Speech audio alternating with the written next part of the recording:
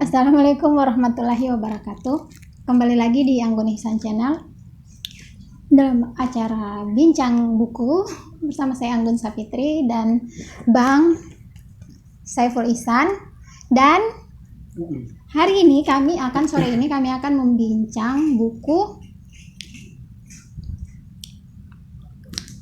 Kabar Buruk dari Langit karya Gusmu Muhyiddin M. Dahlan. Tapi sebelum itu teman-teman, sebelum kita masuk bincang-bincangnya, kami ingatkan ke teman-teman yang belum subscribe ke channel kami, boleh tekan tombol subscribe-nya sekarang. Kalau mau juga tekan tanda loncengnya untuk mendapatkan notifikasi dari setiap video yang kami upload. Dan jangan ketinggalan like-nya, plus komen kalau ada kritik, saran, ataupun request buku yang akan kami review. Oke. Stay tune di Anggun Ihsan Channel. Ya, buku Kabar Buruk dari Langit ini ya, jadi kami akan membincang buku ini Kabar Buruk dari Langit. Sebenarnya ini buku tahun berapa ya? Terbitan tahun ini sudah lama. Tahun 2005. Sekarang 2020. Wow. Ya, tapi anak-anak muda masih senang membicarakan buku ini, ya, masih senang mendiskusikan buku ini. Jadi ada sesuatu yang menarik dari buku ini, ya. Judulnya saja Kabar Buruk dari Langit, ya. Iya. Jadi kalau menurut Bang Ipul bagaimana? Kalau menurut saya nih, lihat buku ini bagaimana? Jadi buku ini sebenarnya ingin menggugat ya, bahwa selama ini pandangan keagamaan kita itu seringkali diikat oleh sesuatu yang yang kaku ya. Kalau kita ingin menjalankan sesuatu harus ada dalilnya, harus ada harus sesuai dengan pendapatnya para ulama. Sementara kita dalam hidup ini diberikan kebebasan untuk berkreasi. Maka sebenarnya novel ini banyak memberikan kritikan ya terhadap itu, tapi memang kritikannya itu amat tajam, menukik, dan itu mengaduk-aduk emosi keagamaan orang. Nah, misalnya begini, buku ini dibuka dengan narasi kejatuhan Jibril dari langit. Ya. Ya, Jibril kita tahu adalah malaikat yang menyampaikan wahyu Tuhan ya, atau wahyu Allah kepada Nabi. Itu dalam narasi ya, dalam sejarah yang dituturkan oleh kitab suci ya, atau dituturkan dalam kitab sejarah ya. Malaikat Jibril adalah malaikat yang menyampaikan wahyu. Tetapi di buku ini dia jatuh pada malam 17 Ramadan. Ya, kejatuhannya itu pun digambarkan secara dramatis. Iya. Semacam ada sebuah kalau kita nonton film kartun ya, kalau jatuh dari langit itu ya kena pohon, terpantul di atap ya, kemudian kena pendopo, kemudian terlempar ke dedaunan ya. Begitulah siklus jatuhnya. Ya, proses kejatuhan Jibril yang begitu menyakitkan itu ya. Nah, pada saat dia jatuh ini Jibril ya, sebelumnya si tokoh ini yang kemudian nanti disebut dengan pengilmu, dia adalah orang yang seorang orang yang paham agama ya, menantu seorang kiai yang namanya Kiai Jukriyah. Kemudian dia sementara zikir, entah kenapa dia merasa ada sesuatu yang aneh dengan perasaannya. Dia keluar dari majelis zikir, dia menyendiri ke satu pohon. Ya, salah tempat ada seperti gazebo lah, katakanlah begitu. Nah, tidak jauh dari tempatnya dia duduk dan mengisap kretek itu, jatuhlah Jibril di situ dan dia ketemu ya. Dan Jibril ini kan membawa wahyu, ya kan? Iya. Tetapi di sini diceritakan Jibril membawa rempah mulia Ya, membawa sesuatu yang membawa sesuatu yang yang disebut rempah mulia. yang dia sebut rempah mulia dari tanah Darussalam ya. Ya, singkatnya dinamakan ganja ya. Ya, Dan ganja itu sendiri yang menurut hukum agama kan haram ya. Haram, menurut hukum agama haram.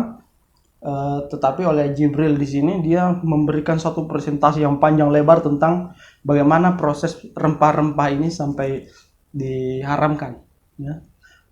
Nah, dan kenapa justru rempah mulia atau yang disebut ganja ini tumbuh subur di negeri-negeri muslim. Yang pasti negara-negara muslim di situ banyak. Misalnya di tanah Darussalam ya, atau kita sebut Aceh. Di sana tumbuh ganja. Ya, di Arab, kemudian di mana saja yang negara-negara yang muslimnya banyak, di situ pasti ada tumbuh. Kenapa seperti itu? Dia katakan karena itu adalah anugerah dari Tuhan untuk umat ya, suatu kenikmatan yang diberikan oleh Tuhan.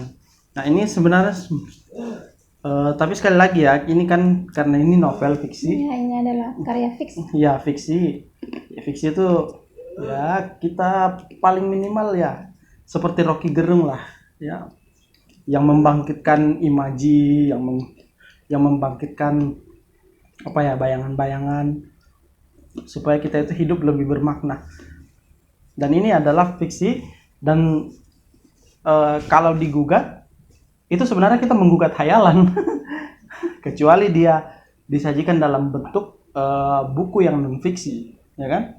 Misalnya dia mempersoalkan apakah Jibril yang kita yakini dari cerita-cerita agama itu, dari kitab suci itu berbeda dengan apa yang sebenarnya dari tilikan atau dari tinjauan berbagai literatur.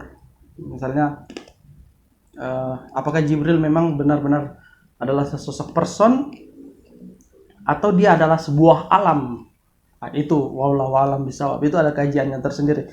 Tapi terlepas itu, ini adalah fiksi. Jadi memang ada yang sempat ya resisten, ada yang sempat mempersoalkan dengan buku ini, bahkan di kalangan teman-teman kita juga ya secara luas di mahasiswa, utamanya kepada mereka yang apa ya, yang semangat keagamaannya yang sangat tinggi ya, itu cenderung kurang bisa menerima narasi-narasi yang seperti ini. Tapi ini sekali lagi adalah fiksi.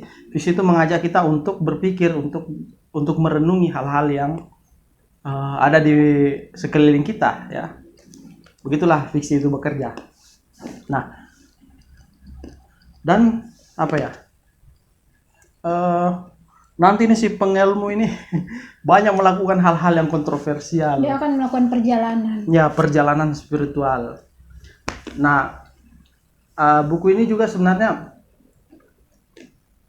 apa ya, mengingatkan kita kepada tokoh-tokoh di dalam Islam yang atau di dalam dunia spiritual ya, yang itu dihakimi oleh penguasa atau mahkamah agama lantaran pandangan keagamaannya yang berbeda dengan mayoritas ya.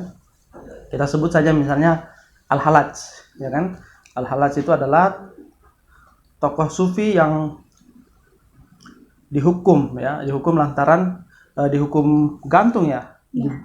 Dia terbunuh karena hukuman itu, karena pandangan-pandangannya ya. Misalnya dia meyakini suatu apa ya, penyatuan, apa istilahnya itu, konsep penyatuan antara makhluk dengan Tuhan. Itu kan kalau dipahami secara harfiah, dipahami secara literal ya, literer, itu sangat berbahaya. Bagaimana mungkin Tuhan sama dengan makhluk?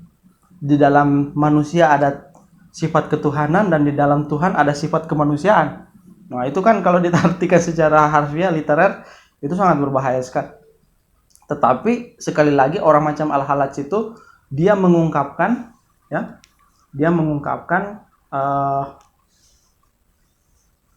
rasa yang dialaminya karena ada proses itu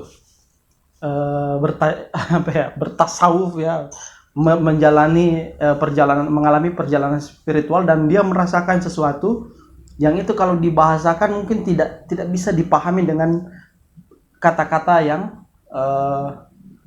sehari-hari yang membutuhkan ini ya, penafsiran secara logika dan rasionalitas. Itu tidak connect dengan rasionalitas, tapi dia adalah bahasa perasaan, bukan bahasa pikiran. Bahasa Nah, hati. bahasa hati. Ya, misalnya saya bilang ini manis, kan? Saya yang merasakan ini manis. Orang yang saya hadapi mungkin akan bertanya, manisnya yang bagaimana? Ya saya yang tahu, ya kan? Nah seperti itu, itulah subjektivitas dalam dunia tasawuf. Nah orang itu ya kurang lebih seperti ini ya. Jadi orang-orang yang mengalami pengalaman keagamaan sendiri, ekstase sendiri, perjalanan spiritual sendiri itu kadang ditolak oleh lingkungan sekeliling karena orang tidak memahami apa yang dia rasakan dalam pengalaman spiritualnya. Nah, maka sebagian juga ada yang memilih untuk tidak menceritakan. Karena itu ya, ketika diceritakan ke halayak apa yang dia rasakan, itu dia akan ditolak ya, tidak diterima oleh publik. Jadi persoalan agama ini bukan hanya persoalan tentang amalan, tentang hubungan dengan Tuhan, tetapi persoalan agama adalah penerimaan masyarakat, ya kan? Atas pengalaman kita, pengalaman keagamaan kita.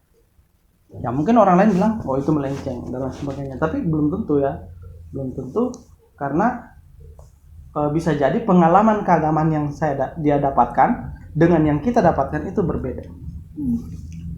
Ya, bagaimana dengan yang dia kan sudah melakukan perjalanan ini, ilmu ini. Jadi dia meninggalkan istrinya kan? Dia sudah meninggalkan apa? Pertama dia meninggalkan tempat itu apa? Kudus itu. Ya, melakukan Pesantren. Ya, pesantren. Dia melakukan perjalanan. Nanti ini sudut pandang yang digunakan ya, itu berganti-ganti. Iya, sudut pandangnya. Untuk yang bagian pertama, tokoh utama diceritakan dengan kata ganti kamu ya.